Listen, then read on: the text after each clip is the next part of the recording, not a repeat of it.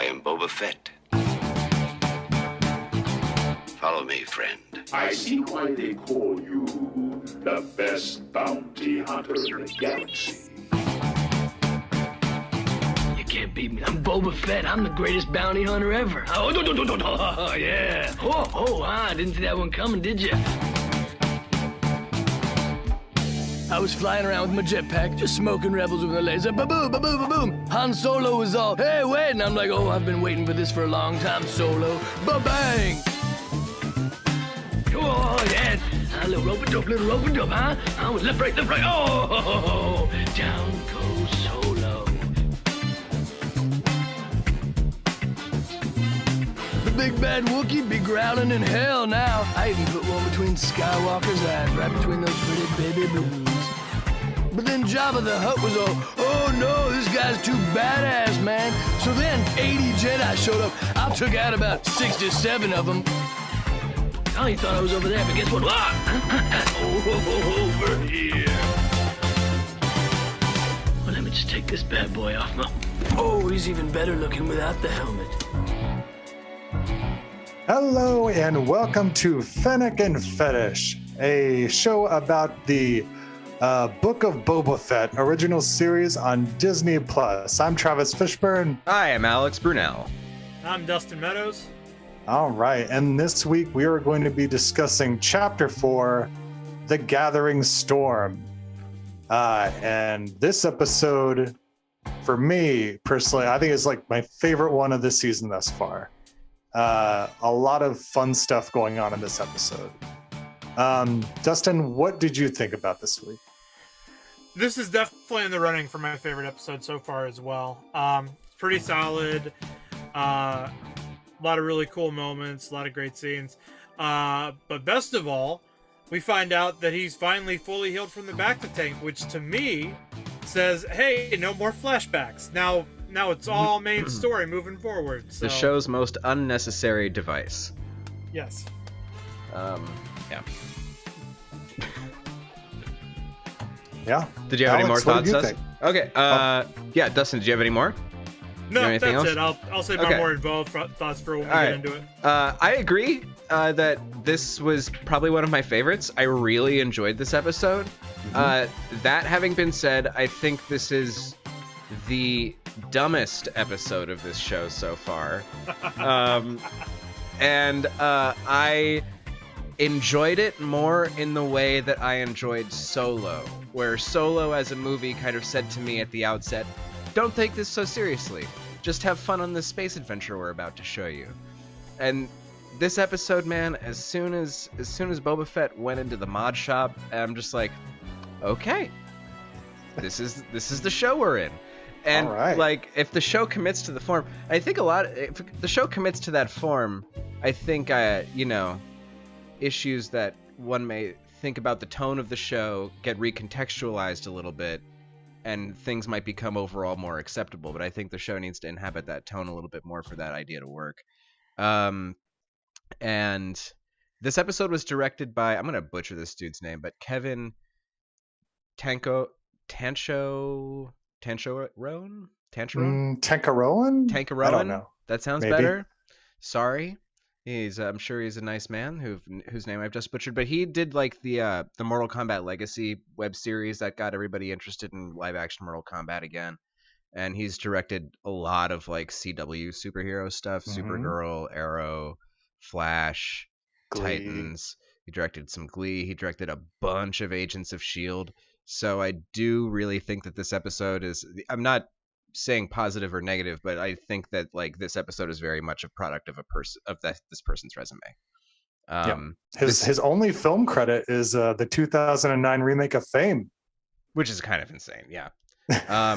This episode also again shot by Dean Cundy, and I thought it looked really nice, generally speaking. Yeah, some cool stuff going on. If the show leans more into this more like, a little not afraid to be heightened and almost more TV and taking like the whole prestige idea a little less seriously. Yeah, I like that more on this show. I would say so. I think it's, this episode shows that off really well. Yeah. And the episode begins with Boba scoping out Jabba's palace. He rides his trusty in the past, bantha we're there. in the flashbacks. Still. Yes. Yeah. Mm-hmm. Yeah. Had to have that establishing shot of the bacta tank. Right. Establishing Lets you know shot right away. Back to tank. He's asleep. Very convenient. Well, at first when they showed the establishing shot of him in the bacta tank, they always do the, like the previously on. And I'm like, is this new footage? Is this old footage? I'm sure they shot all the bacta stuff like in one afternoon. Right. Yeah, had to. I'm not getting back into that tank every day. No. So he scopes it out. Then he has like a nice fireside dinner with his bantha, throws him some goodies, and then he goes and he discovers Fennec. And I love this whole fireside scene with the bantha, and when he gives the bantha the meat and the way that the bantha moves his mouth or her mouth, it's a she. It looks so weird. It looked like stop motiony, like they cut out frames or made it look like it was made that way. Yeah, they made it. They inhabited it with this weird motion that makes it kind of resemble the weird tactile, false real motion of a lot of the practical effects of the era of the original trilogy era. It was nice. I like that moment. This scene also really cleverly, I mean, like, just the way it displayed the tie into the Mandalorian narrative, I thought was very clever. Yeah. As soon as you see that flare go up, I'm like, oh, it's chapter 5 of the Mandalorian. It's like, I remember when this happened. And so he finds Fennec, takes her to this mod shop. So that's what we learn, mods. We learn that these are a thing. And this guy is a guy. The mod shop guy is a musician. Thundercat. Rapper. Are you guys familiar with this person? I don't know shit Not about at shit. all. So only peripherally. I saw him and I was like, all right, yeah, this is like one of the SoundCloud dudes or something, right? And then as soon as I saw the name in the credits, I recognized it. So yeah, it's someone that I am aware of in the same way that I know that Post Malone and Machine Gun Kelly are also people who exist. Gotcha. I wish his credit at the end was in featuring SoundCloud's Thundercat. But I like this scene. This scene, and again, I don't think this was like this scene was obviously not nuanced. This is a dumb scene, I think. But like the extensive use of what looked like practical effects, coupled with just like how hard it leaned into what it was doing. With the and I swore until the end of the episode, I was positive Rodriguez directed this episode because it has all the visual hallmarks. This sequence has all the visual hallmarks of his like kids' work, really, like of stuff that like Spy Kids or shorts. Yeah, between the music and the aesthetic, I got big Hackers and Johnny Mnemonic vibes. From this whole scene. Yeah. He kind of cool. He kind of does resemble Ice-T in Johnny Mnemonic a little bit. Yeah. I wish I remembered his character's name, but he's on the poster. It's great. I was gonna say Ripper, but I think that's the kangaroo dudes that they are in Tank Girl. So that is correct. Yes. He's got his hand, like the prop that they used for his hand is from a Super Battle Droid's hand. Oh, nice. Oh, that's interesting. Yeah, that's pretty cool. His go-go gadget knife arm. J-Bone is who Ice-T played in Giant Mnemonic. Moving on. Sorry, the three main characters in that movie: Giant Mnemonic, Jane, and J-Bone. William Gibson. Triple J's. Moving on. And after they I was gonna say they load Fennec Shan full of more storage like they do Johnny Mnemonic. Yeah. What if he said they did that? Yeah, that would have made me so happy. He could have said just like Johnny Mnemonic. Just like Johnny. Also in this scene is Ming-Na Wen's actual son is one of the people that's hanging out inside the mod shop there. That's cool. Nice. Get that nepotism. I remember thinking this is where the Asians in Star Wars are. Yeah. That's where they've been where they- hiding them, in this little mod shop the whole time. Yeah. Was it around these scenes, or was it later in the episode that we see Tatooine apparently has 3 moons? I think it was the scene. I think it was the scene with the bantha. It was the scene with the bantha when he's hanging out with Fennec, like after she wakes up, maybe. Yeah. I don't remember, but Tatooine has 3 moons, which is okay. For some reason. Why does this have to be so much? Why do we have to have 3 moons? Why can't it have 1? Because they have 2 suns. Why then? They have Why do 3 they have moons, to have 3? It's a and nowhere then- planet with 2 suns, 3 moons, How does unbelievable gravity work? biodiversity. There is, oh man, can you imagine what the ocean life would have been like on wet Tatooine with 3 moons? Nightmarish tsunamis, I would think. Yeah. I am a qualified space meteorologist, and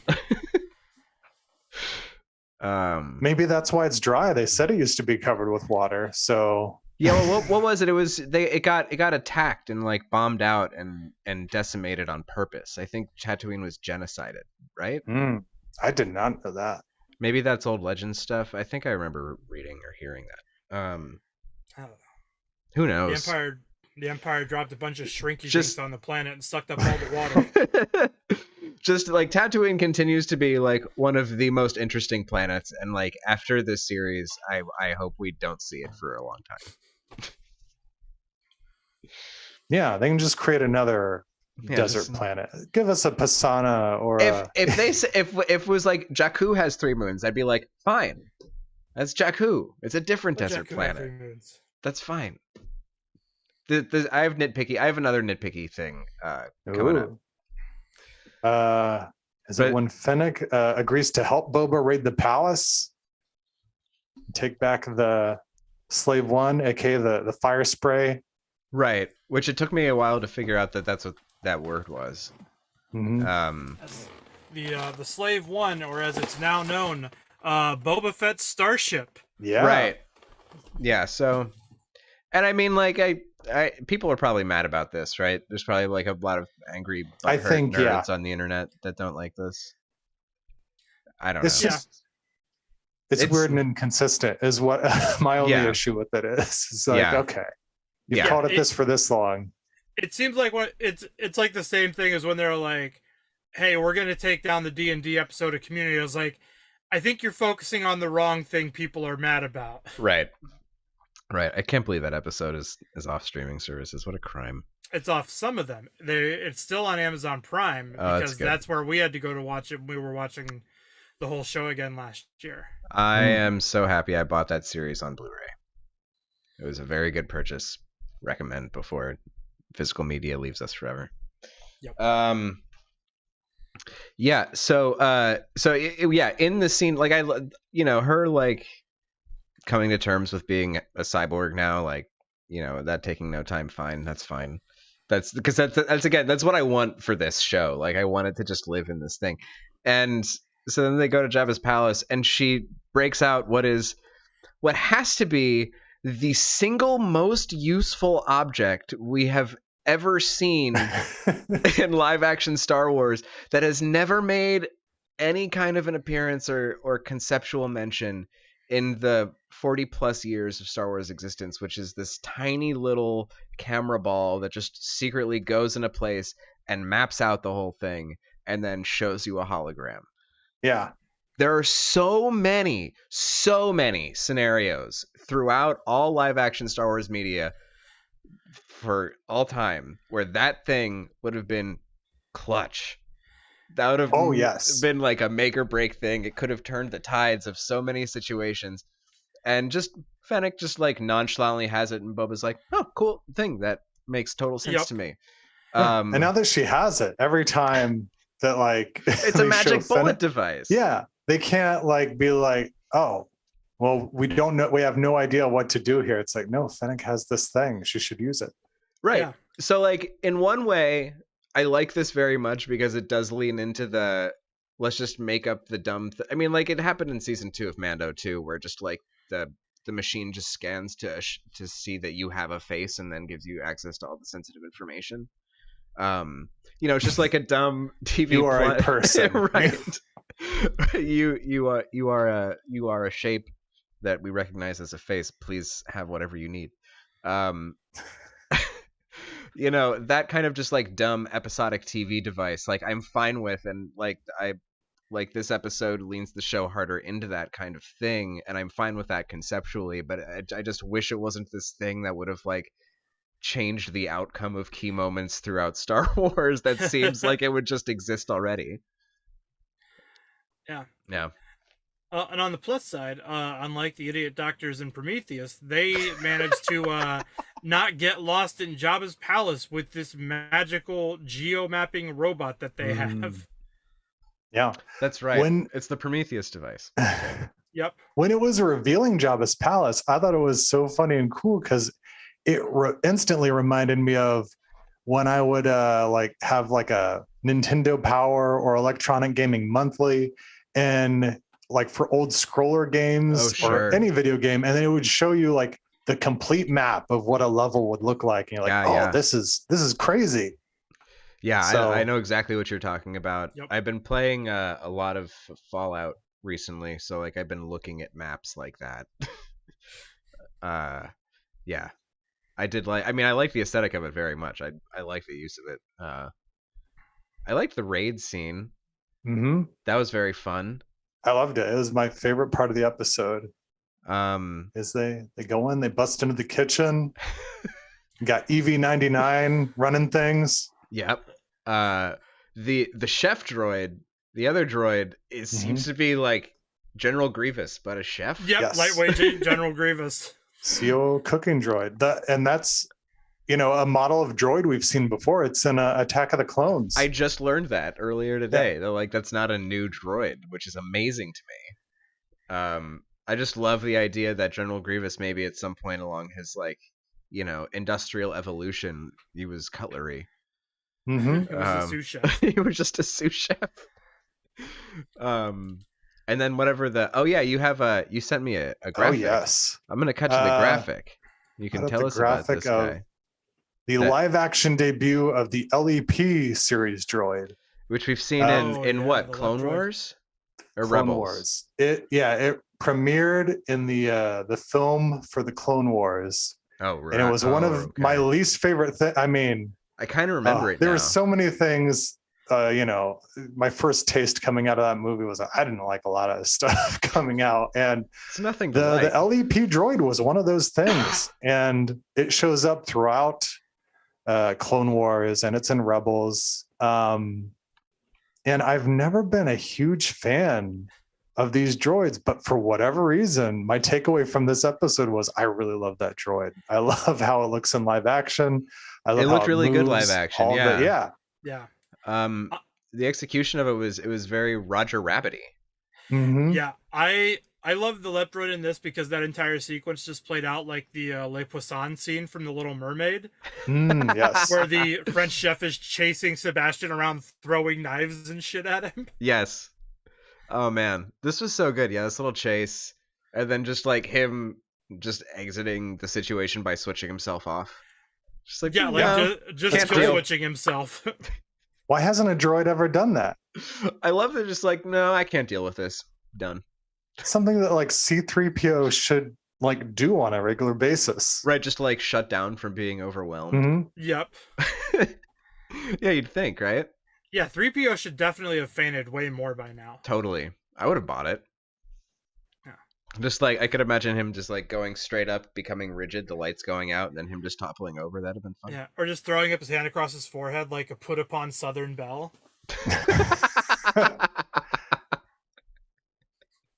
Yes. I wish I had this Switch in real life for myself. Same. Yeah. Yeah. Yeah. What a great little fun scene. They wind up killing a bunch of people to get to the ship. Yep. That becomes a pain in the ass to get the ship out, but they do. Mm-hmm. It's a fun little scene. I like that this and the next scene also show just how the design of the Slave One is kind of stupid. Oh yeah, It's the Incredibly so. stupidest Like thing. it's such an impractical ship. He's laying on his back, looking at the ceiling, trying to find out yeah, where like he's. just trying Right. to navigate. When the guys, I can't remember the names of the people who designed it now, but like when they're designing the ship in 1979, they're thinking like, what do we have? What's an interesting looking shape and stuff we have? What's blah blah Mhm. blah. They never conceived like we're gonna have to figure out how this ship gets used in small spaces. It's not the concern's not on the table. And now Every Star Wars game that you ever like have had the opportunity to pick ships, the Slave One is one of the worst ones to fly because of that. Yep. yeah, no, and he's like, he even says it in this episode. He's like spinning around trying to get out. He can't see anything because he's just looking up at the ceiling. Yeah. It's terrible. It's like a turtle. It is like a turtle. So what does he do first? Does he just go on like the Falcor ride to kill the bikers? Yes, he does. That's the 1st thing he does. Mm-hmm. Yeah, very anticlimactic. That plot thread resolution. I have to imagine that that's gonna still become relevant in the now somehow. Yeah, I think so. I'll actually be quite irritated if if like the Tuskens and all that kind of stuff doesn't kind of button up at the end of by the end of the series. Yeah, I think there's going to be some kind of connection with the Pikes. Yeah, gotta be, whatever right? happened. Also, the Bib Fortuna stuff, because then here we're gonna like come up to like after where they wrap up, and it's clear that there's going to be no more back to flashbacks, and he mentions that Bib Fortuna like what do you say? Like he double crossed him, and I'm like, what? What's this have to like? Yeah, they never spell that out. And no, I mean, like you could just assume he's talking about like keeping his ship, but yeah, it's unclear. No, I feel like there's way more going on for him to just show up and kill Bib in cold blood. To set this whole thing in motion. And especially with the way he's been acting since, this like kind of like even-handed, considerate person. That apparently, I guess that's something people are mad about. I mean, I don't know. Like people. Oh, I don't care about that. People are just stupid about Boba. I still think people are so stupid about Boba Fett. I still think we shouldn't have this show. I still think that there should not be like this cult of this character, but that's just me. Instead of the Book of Boba Fett, should have been called the Cult of Boba Fett. Yes. Or if you're gonna make it a book, I mean, there's like they keep calling them chapters. This could have just been presented linear. The Book of Boba Fett from Sarlacc to now, like just They could have called it Fett-ish Cult, and. New on Disney Plus. The Fett-ish Cult. Oh man. That show was called Big Love and it starred Bill Paxton. Billy Pax. Which I could never get into that show because to me the premise sounded like a comedy and it was not. It's not a comedy? It's not a comedy. I was actually thinking about watching it because I processed a bunch of residuals for that show last week. I was like, oh, there's a lot of other people on this show I like. I fully thought it was a comedy. It is not funny. I watched an episode and there is not even a little like dark humor or like anything. It's just like, oh no. All right, I'm just gonna watch Club Dread again then. Yeah, that's the correct thing. Or Frailty. Frailty is an option. Also, Frailty also solid. You could also watch I think the movie is Brain Dead. 2 words, not Peter Jackson's Brain Dead, but it's the only movie with Bill Pullman and Bill Paxton. Oh, Pull and Pax. Yeah, in early 90s. There might be a brain swap. I can't remember. It's not that good, but it's it's worth watching. Pullman and Paxton swap brains? I don't think that. I think I would remember that. I don't think that happens. It is, but they're both in it, and that's the only time that happened. So worth watching. All right. The things you learn on the Boba Fett show. There you go, everybody. So then they go over to the Sarlacc, and right, the vendetta scene. for what? Oh, this is the weirdest thing. Was he decided to take a good deep look into the Sarlacc by just like tipping the slave one right into its maw. Yep. We've been treated well in live action Star Wars TV shows in that we haven't had a lot of moments where we, the audience, cry out at the screen. Now, why would you do that? But this was one of those moments. Oh yeah, this was the dumbest thing. I was like, you were in this thing's mouth. Like, you know it's Like, dangerous. don't do this. And also now we have to be reminded that this thing has a damn beak. Yeah. Yep. Which was really wonderfully gotten around in every other, visualization of the Sarlacc in the show so far. We saw no beak.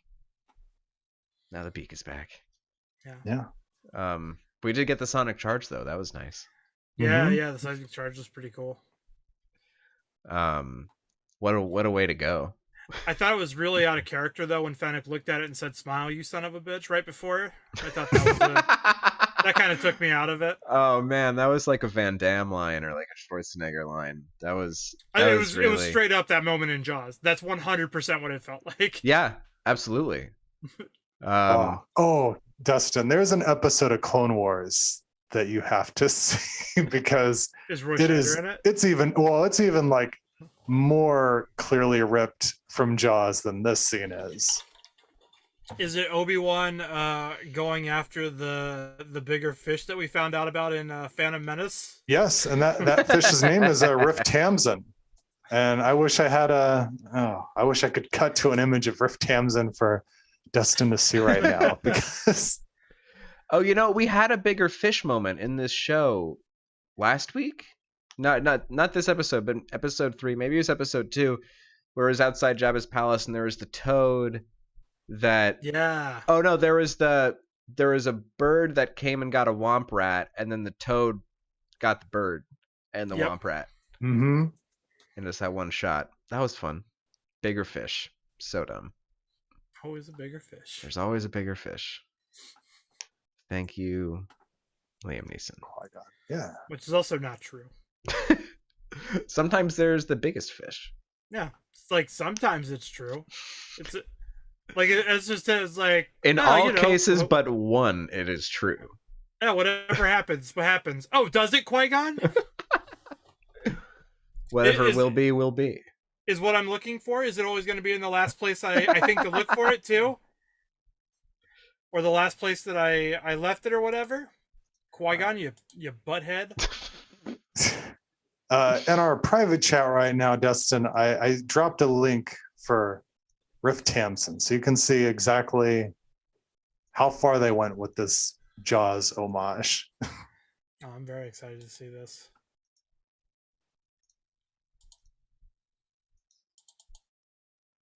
I'm putting it up on the screen. Oh, I had a thing covering our faces for a sec. Oh well. This just looks like Star Wars Street Sharks.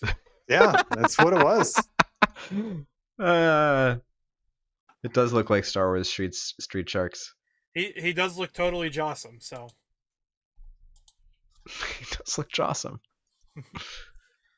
So then Boba tells Fennec to don't touch my buttons. Oh, right, because she touched the button. Yeah. Then they decide to team up together to form their own house. Because Boba's sick of working for idiots. Which is, like, fair. Sure. Yeah. I do really like, I will say, I mean, a year ago, I was in the same boat where I was like, oh boy, do I not care about Boba Fett at all. But Favreau and Filoni and company have done a really good job of making me change my tune. Oh, totally. And especially like stuff like this exchange, like this conversation with him and Fennec, I was like, oh yeah, see, this is all you have to do is remind me that there's a person here and not just a cool looking helmet that, gets taken out with a broom handle. Yeah. When you said I found myself like in the same boat, I thought you were going to say like, I feel the same way as Boba and I don't want to work for idiots anymore. I mean, also true. I identify with this, and true. Slowly I've been murdering my former abusers and usurping their power, and I'm forming my own. I'm forming my own family in Los Angeles. Please come join. For the record, Dustin has murdered no one. He is a respectable that we know business person. I'm just trying to make it so that, like, there's not incriminating evidence via Google, Dustin. It's okay. No, that's fair. No, I'm so not a murderer. You know what I use private searches for? To look up British slang. Because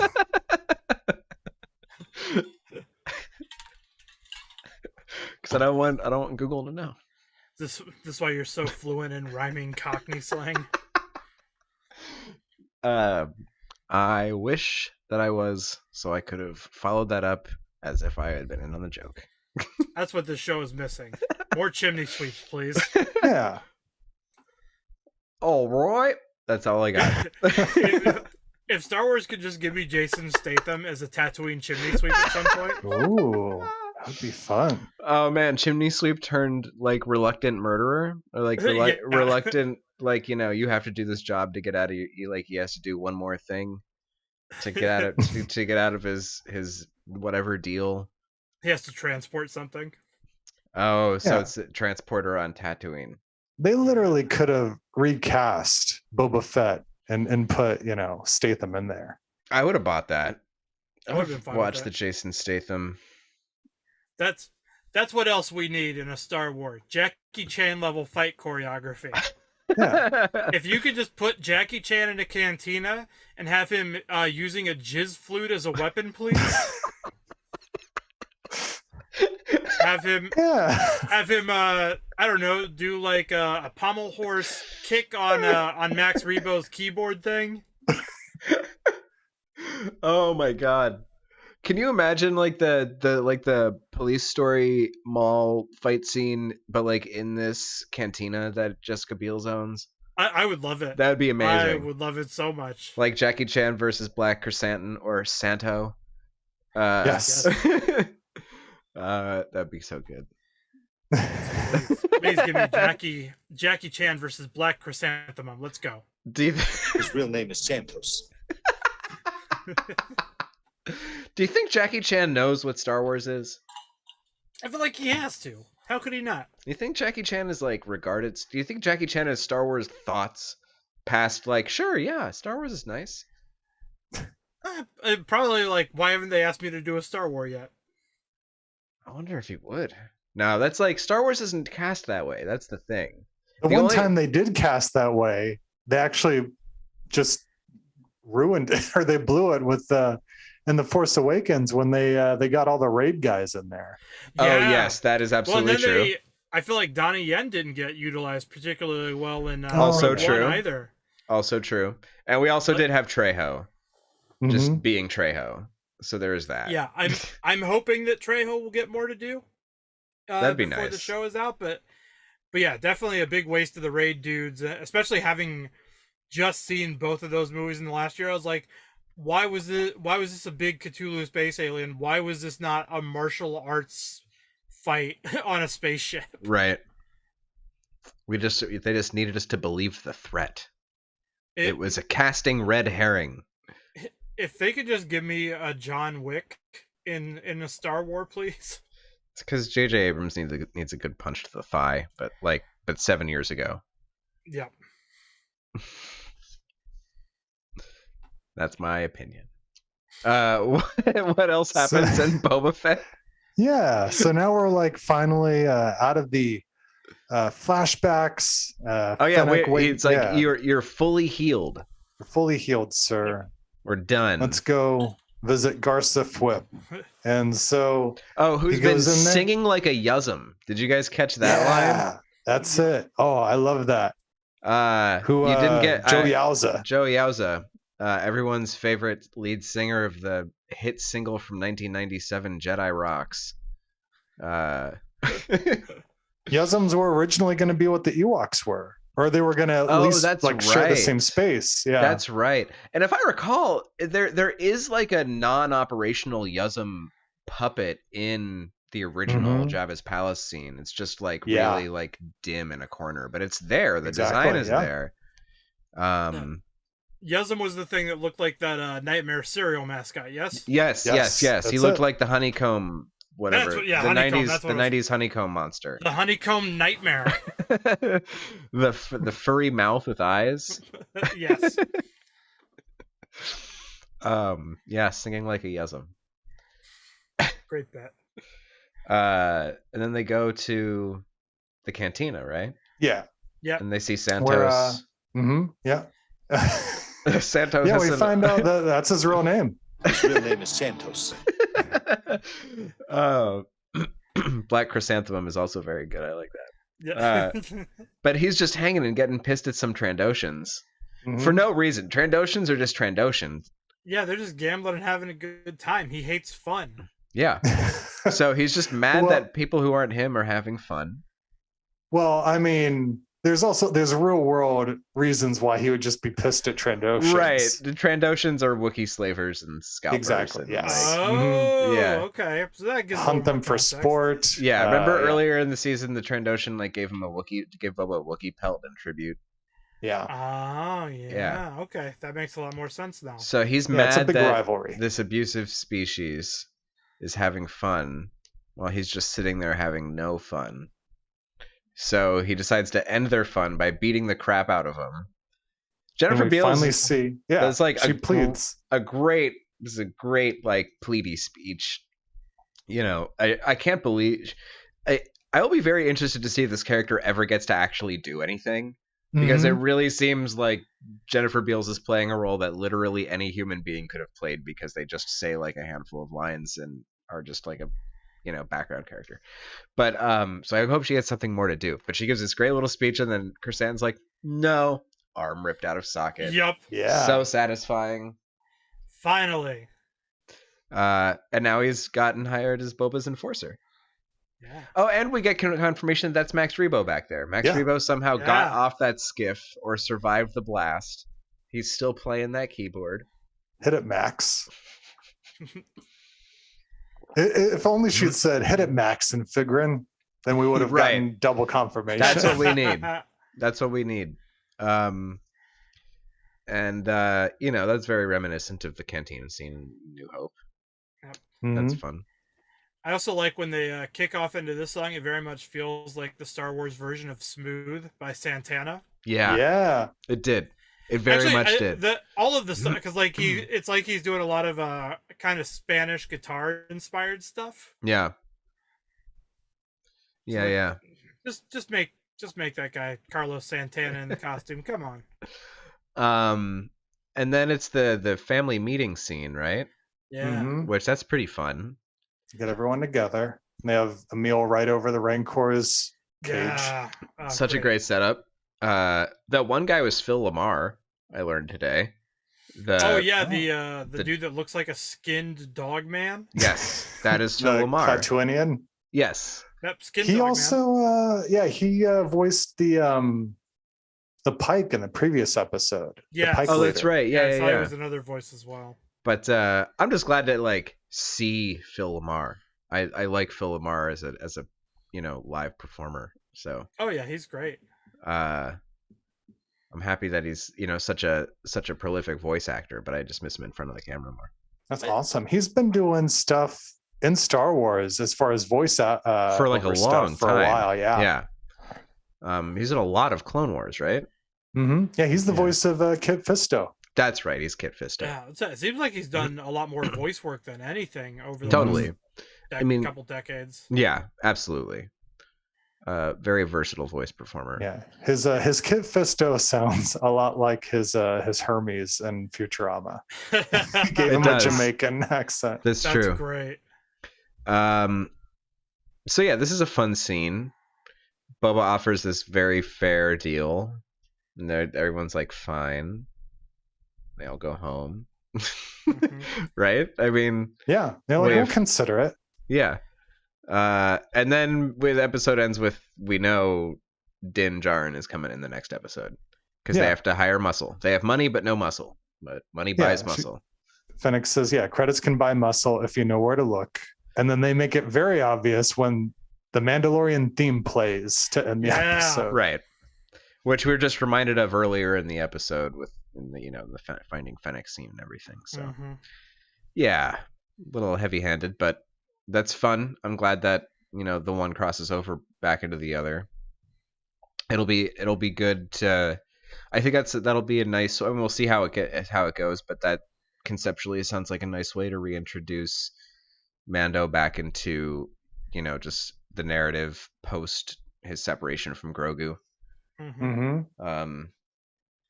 Just have him do something else. It's not him centric, which is a nice. That'll be cool. So. How many we've seen 2 Rodriguez episodes at this point, right? Or just 1? Yes. Yeah, 2, and he's got one more to go. So I'll be very interested to see. So we have a Bryce Dallas Howard and we have a Rodriguez and then a third person. Filoni. Oh, Filoni directed one. Mm-hmm. Okay. Well, I'm interested in whichever one comes next.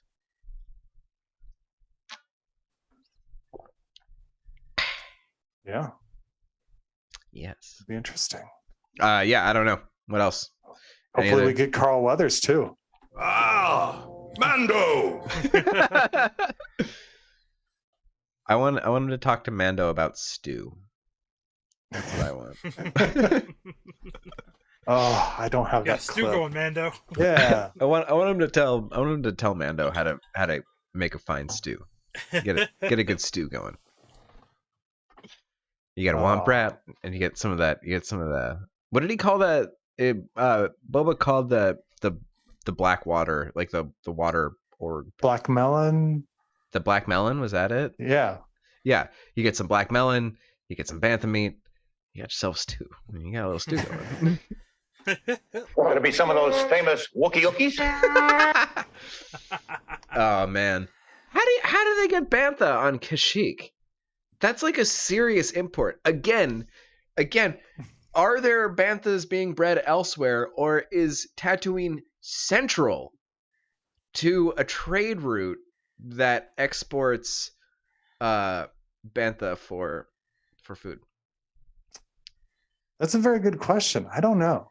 I mean, I'd say as much as we keep seeing Tatooine, probably the latter. And maybe Luke just didn't know what he was talking about. Everything is indicating this, but just like my mind is currently just wandering to like, what is the intergalactic bantha trade? There's so many species that you see that you think like, oh, this is on this planet only, and then they're everywhere. Right. The banthas are one. What other planets have we seen banthas on? Oh, would we see them on Jakku? No, we don't see them on Jakku. Do we see them anywhere else? I guess, yeah. Banthas, we've only seen them canonically on Tatooine. Okay. Yeah, maybe they're like referenced, They're, bantha meat. Bantha fodder, stuffed animals. Yeah. Homeworld Tatooine, that's what the wiki says. I mean, we don't have alligator meat in Ohio, but I have eaten alligator meat in Ohio before.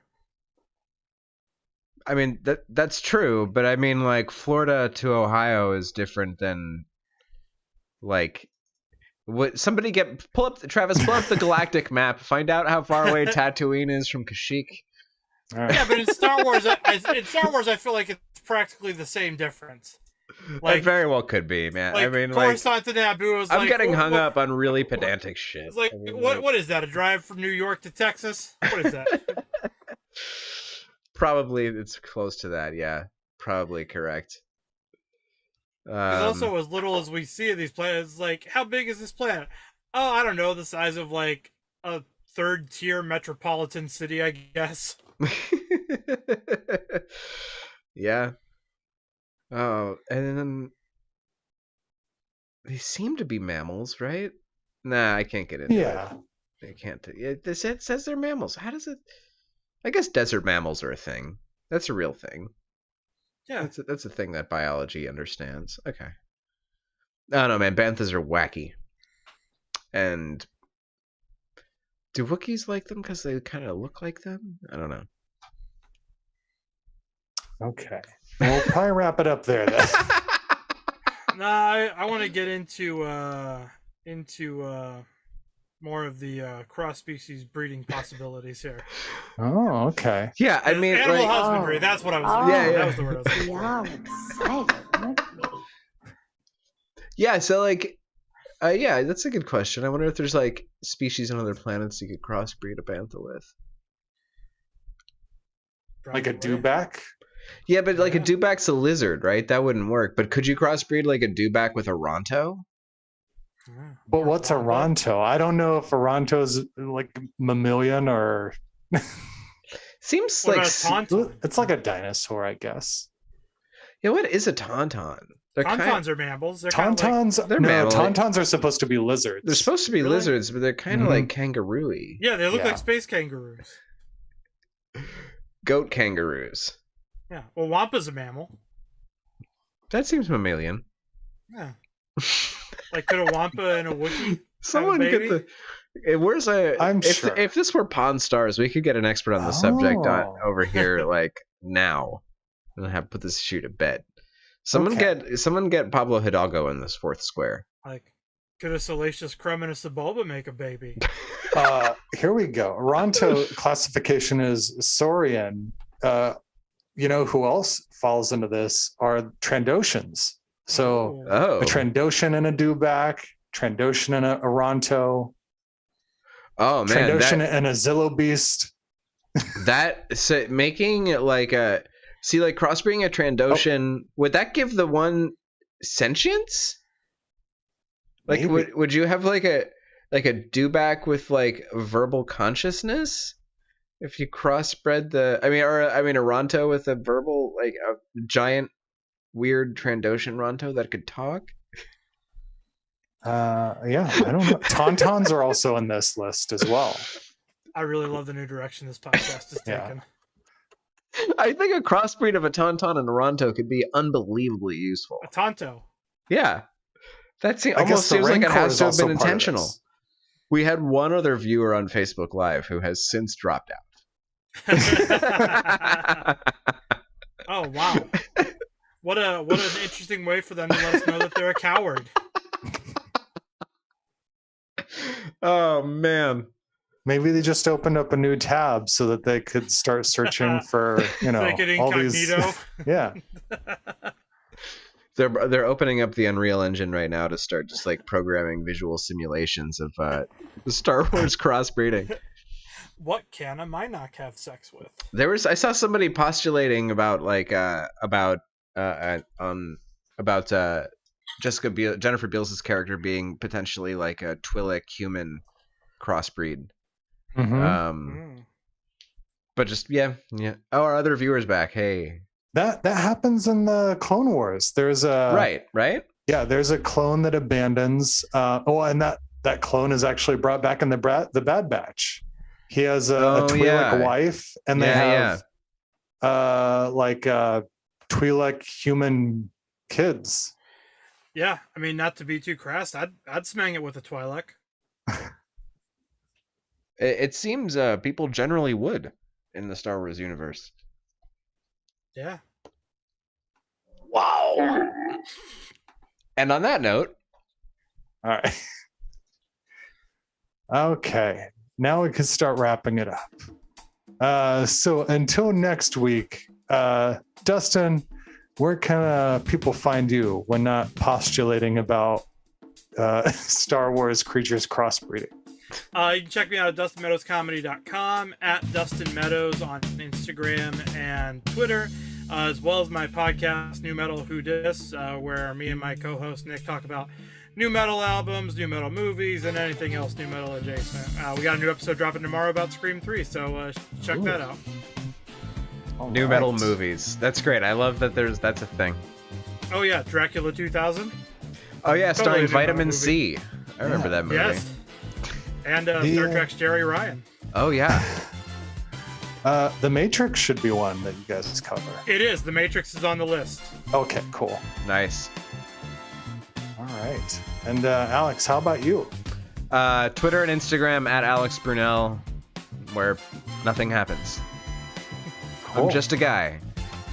Awesome. And you can find me at Travis Fishburne. You can find the show at Who Watches Pod on Twitter. You can reach the show at whowatchespodcast@gmail.com. Subscribe, like, review, do all the things, interact. Tell us what species you would create in the Star Wars universe. What could it go to crossbreed with? Ooh. Figure it out. Yeah. Him and a Minoc. And until next time, pack your things. We're leaving. Pack your things. We're leaving.